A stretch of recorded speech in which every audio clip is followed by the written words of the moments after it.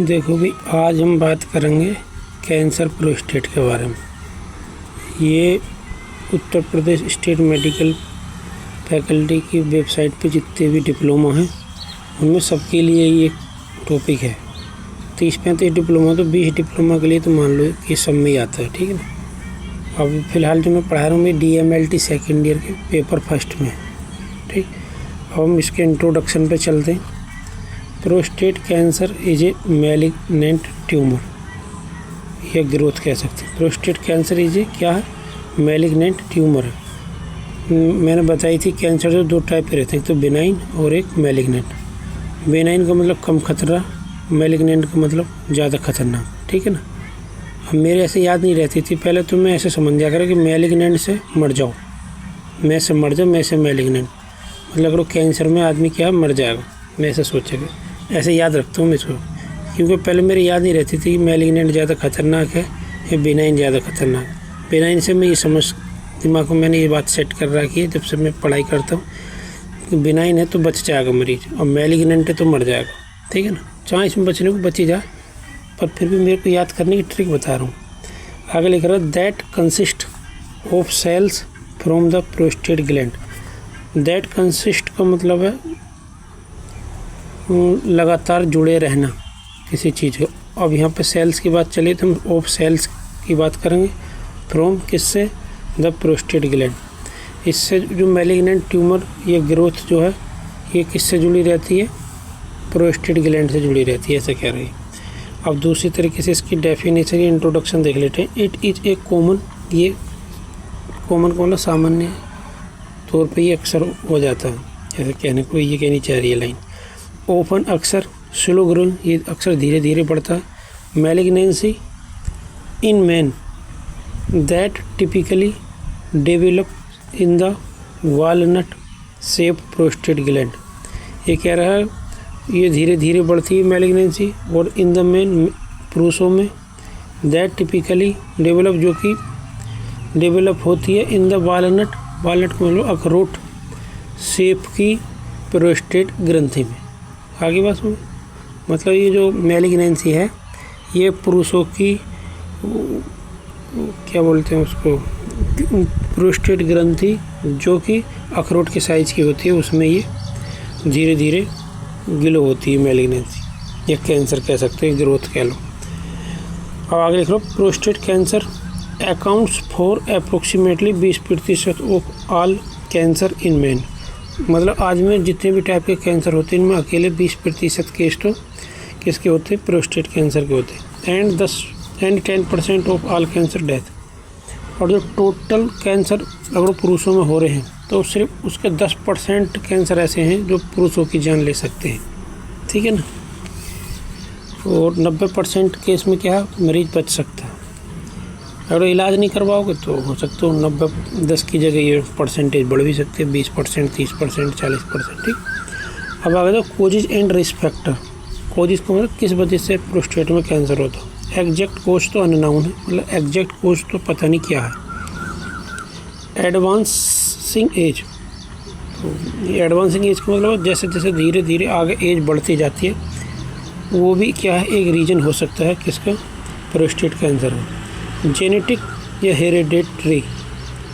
Genetic का मतलब, hereditary का मतलब है तुम्हारे पापा की बड़ी हो या तुम्हारे दादा की या मामा नाना की, किसकी इनमें से भी क्या है, अगर पहले बड़ी हुई होगी तो तुम्हारे भी आ सकते हैं। जेनेटिक का मतलब आनुवांशिक बीमारी की तरह ऐसे मान के चलो हो जाएगी। और हेरिडेटरी का मतलब विरासत में मिली हुई कोई चीज़, तो कोई चीज़ नहीं है, बीमारी है तो बीमारी मिल जाएगी तुम्हें, ठीक। हार्मोनल इन्फ्लुएंस, जो तुम्हारे टेस्टोस्टेरोन वगैरह हैं, ठीक है ना, इनकी वजह से भी क्या है, कम ज़्यादा होने की वजह से प्रोस्टेट में कैंसर हो सकता है। Environmental factor.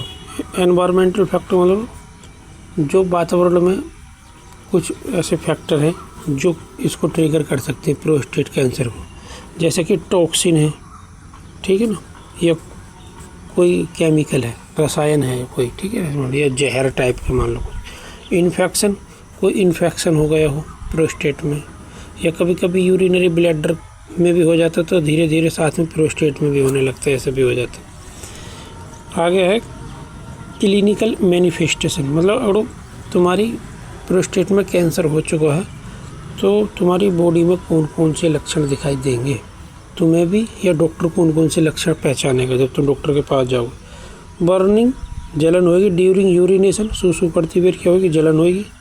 Pen during urination, दर्द होगा सूसू करते time. Inability to urinate, inability to urinate का मतलब है,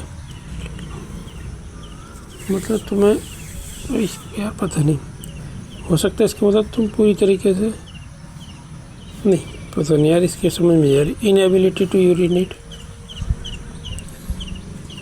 देख लेना भाई, इसकी मेरी समझ से बाहर। इनएबिलिटी अयोग्य होता है, इनएबिलिटी का मतलब शायद एक होता है एबिलिटी, ठीक है ना, एक होता है इनएबिलिटी। चलो जो भी है इसको छोड़ दो, फिर भी पढ़ लेना, इसकी हिंदी नहीं पता मेरे को। डिफ़िकल्टी स्टार्टिंग यूरिनेशन, सुसु करने की शुरुआत में क्या थोड़ी दिक्कत होगी करने में, मतलब पास आउट होने में दिक्कत होगी। ए sensation of incomplete emptying of the bladder, ये सेंसेशन तुम्हें क्या फील होगा जैसे कि तुम्हारा ब्लैडर खाली पूरी तरीके से नहीं हुआ। और ये बात सच भी, पूरी तरीके से प्रोस्टेट वालों को सही से होता भी नहीं है, ठीक है ना। पर इसकी सिर्फ एक वजह ये नहीं कि प्रोस्टेट में कैंसर, और कई वजह भी हो सकती हैं। गुर्दे कम काम करते हैं तब भी हो सकती है। पेल्विस में कुछ ऐसी मसल्स रहती हैं जिनकी वजह से सूसू आने जाने में उतरने में हेल्प करती हैं, तो उनकी वजह से भी हो सकती है, ठीक। आगे है फ्रीक्वेंट नॉक्चुरल यूरिनेशन, नाइट में बार बार तुम्हें सूसू जाना पड़ेगा। ब्लड इन सीमेन, सीमेन में क्या आ सकता है, ब्लड आ सकता है। पेल्विस पे पेन हो सकता है, पेल्विस को गाँव की भाषा में तुम्हें जरूर कहते हैं इसके पेड़ों में दर्द है, तो पेड़ों वेड़ों को जो क्या है हम इंग्लिश में पेल्विस बोल देते हैं। बैक और हिप पेन, पीछे भी दर्द हो सकता है या हिप में भी हो सकता है। वेट लॉस, वजन कम हो सकता है। चेस्ट पेन हो गई, चेस्ट पेन एंड कफिंग, खांसी आ सकती है, सीने में दर्द हो सकता है। ब्लड इन यूरिन, सूसू में क्या है ब्लड आ सकता है।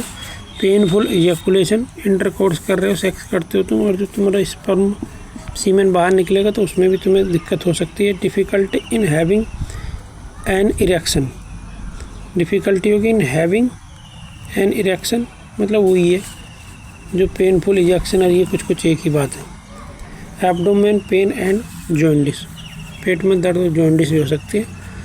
और इसमें एक चीज़ और है, जो यूरिनेशन के लिए आप जाओगे तो जो यूरिन की जो स्ट्रीम है, ये मैं बोलूँ तो उसकी धार बताऊँ, जैसे कि पानी की धार चलती है सबमर्सिबल में, तो जब लाइट कम आती है और हम मोटर चलाते हैं तो उसकी तुमने देखी होगी जो सबमर्सिबल की धार है वो पूरी पावर से नहीं आती है, मतलब थोड़ी कम रहती है।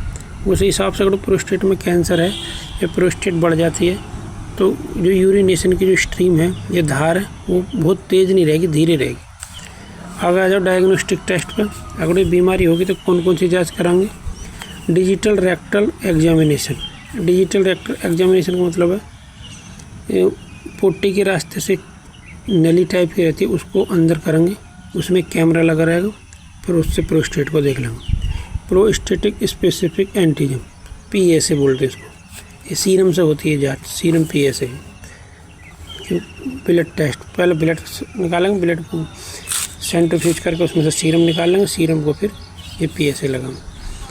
मैं अल्ट्रासाउंड करता हूँ तो मैं उसमें एडवाइस लिखता हूँ जिसकी प्रोस्टेट बड़ी रहती है, उससे ही पता चल जाता है प्रोस्टेट कितनी बड़ी है, ब्लड में कितनी उसकी परसेंटेज पहुँच चुकी है। प्रोस्टेटिक बायोप्सी, प्रोस्टेट का कोई मांस का टुकड़ा काट के पैथोलॉजी लैब में भेज सकते हैं, कोई कैंसर है या नहीं, मैलिग्नेंसी उसके कंफर्म के लिए। CT स्कैन करा सकते हैं, MRI करा सकते हैं, बोन स्कैन करा सकते हैं, अल्ट्रासाउंड करा सकते हैं। मैनेजमेंट, इसको ठीक कैसे करेंगे। नंबर 1 पर सर्जरी, रेडिकल प्रोस्टेक्टोमी, इसमें क्या द प्रोस्टेट कोमा लगा के सम सराउंडिंग टिश्यू, कुछ आसपास के टिश्यू प्रोस्टेट के, एंड द सेमिनल वेसिकल और द कम्प्लीटली रिमूवल, मतलब प्रोस्टेट के आसपास के कुछ टिश्यू और सेमिनल वेसिकल पूरी तरीके से काट के बाहर निकाल दी जाती है। अगर तुम देखना चाहते हो सेमिनल वेसिकल कैसी दिखती है अल्ट्रासाउंड मशीन में, तो ये मैंने वीडियो बना रखी है, देखना चाहो देख सकते हो। अरे कभी कभी इनमें सूजन आ जाती है, बड़ी हो जाती है, मान लो डायलेटेड हो जाती है, तो उसकी वीडियो मैंने बना रखी है, देख सकते हैं। ठीक है ना। ये जो है सीमेन बनाने में कुछ हेल्प करती हैं, सीमेन को ले जाने में भी हेल्प करती हैं। ठीक है ना। और इस पर में उनको कुछ खाने पीने न्यूट्रिएंट्स भी प्रोवाइड करती हैं, शायद ही कुछ परसेंट। हार्मोनल थेरेपी में क्या, it is the main stay of treatment for symptomatic advanced prostatic cancer. ये क्या, it is a main stay of treatment of symptomatic advanced, मतलब प्रोस्टेट में जो कैंसर के सिम्टम्स दिखाई दे रहे हैं उसके बेस पे क्या है इसका जो ट्रीटमेंट चलेगा, ये कहनी चाह रही है। Hormone therapy is used either alone, ये हमेशा अकेले यूज की जाती है, और इन कॉम्बिनेशन, उसको कॉम्बिनेशन में भी दे सकते हैं विद सर्जरी और रेडिएशन, सर्जरी और रेडिएशन के साथ में। आगे आ जाओ जी। रेडिएशन थेरेपी में क्या, radiation therapy consist of the use of high energy. High energy की क्या है, एक्स किरणें डालेंगे किस पे, प्रोस्टेट पे, और जो प्रोस्टेट में जो कैंसर के सेल्स हैं उनको क्या हो, रेडिएशन जो है मार देगा। ठीक है ना। वो आगे लिख रहा हूँ, by damaging the DNA that is needed by cells to grow and divided. कहने का मतलब जो सेल्स को डिवाइड करने के लिए DNA की ज़रूरत है उसको क्या है, ये एक्स किरणें जो हैं मार देंगे। ठीक है ना। अब तुम ये मत सोचना यार एक्सरे होते हैं, हमारे एक्सरे में तो मारती नहीं है। एक्सरे में इसलिए नहीं मारती, वो बहुत कम पावर की होती हैं, ऊपर से वो एक बड़े एरिया पे फोकस करती हैं। जैसे हमें फेफड़ों का एक्सरे कराना है तो पूरी चेस्ट को कवर करती हैं, लेकिन इसमें करनी हमें सिर्फ प्रोस्टेट पे, तो प्रोस्टेट के जो सेल्स हैं कैंसर की उन्हें मारेगी। थोड़ी बहुत जो नॉर्मल सेल है उन्हें भी मारेगी, ऐसे तो है नहीं पूरी तरीके से कैंसर वाली सेल भी मारेगी। ठीक है ना। आगे है क्रायोथेरेपी। क्रायोथेरेपी में क्या है जी, the technique utilize special frequent to freeze, दोबारा पढ़ो, दिस टेक्निक यूटिलाइज, ये टेक्निक यूज की जाती है खासकर equipment to freeze the prostate in order to kill cancer. Equipment to freeze the prostate को फ्रीज करके कुछ कैंसर की सेल मारी जाती है किसी इक्विपमेंट द्वारा, ऐसा कह रही है शायद। क्रायो का मतलब होता है किसी चीज़ को ठंडा करके जमा के मारना, ठंडा करने से मतलब है क्रायो। जैसे का हिस्टोपैथोलॉजी क्रायोस्टेट माइक्रोटोम होता। ठीक है ना। तो उसी की वजह से यहाँ पर आया, कहाँ गई, फ्रीज जो वर्ड आया ना इस क्रायो की वजह से आया यहाँ पे। मतलब इसमें या तो इक्विपमेंट को ठंडा करते होंगे या प्रोस्टेट को कुछ ठंडा करते हैं, उसके बाद में कैंसर की सेल्स को मारते हैं। ठीक है ना। Chemotherapy, it is not commonly, ये कॉमनली यूज नहीं होती to treat prostate cancer. Prostate cancer को ठीक करने के लिए ये जो है कॉमनली यूज नहीं होती, but may be an open option in certain men whose disease क्यों आ रहा है यार, whose disease has spread outside of the prostate. ये जो है कॉमनली यूज नहीं होती है प्रोस्टेट को कैंसर को ठीक होने के लिए, पर इसको यूज कर सकते हैं कब, जब प्रोस्टेट से कैंसर दूसरे एरिया में फैल गया हो तब। अब ये टॉपिक बस इतना ही हो गया। मैनेजमेंट में देख लिया हमने, सर्जरी देख ली, हार्मोनल थेरेपी देख ली, रेडिएशन थेरेपी, क्रायोथेरेपी, कीमोथेरेपी, कौन कौन सी जांच करानी है ये देख ली थी, और इंट्रोडक्शन तो देख ही लिया है, कोज और रिस्पेक्ट देख लिया, क्लिनिकल मैनिफेस्टेशन देख लिया। ठीक, ये टॉपिक इतना ही है। 4 नंबर में आओगे तो लिख देना, बहुत आसानी से लिख सकते हो, कोई बड़ी बात नहीं। भाई मेरे चैनल को सब्सक्राइब कर दे करो यार, इतनी मेहरबानी कर दे करो। अगर कोई वीडियो देखे मेरी कोई पैरामेडिकल स्टूडेंट वाले, तो कोई अपने कोई दोस्त वगैरह हो, कोई ग्रुप वगैरह हो, तो उसमें शेयर कर दे करो।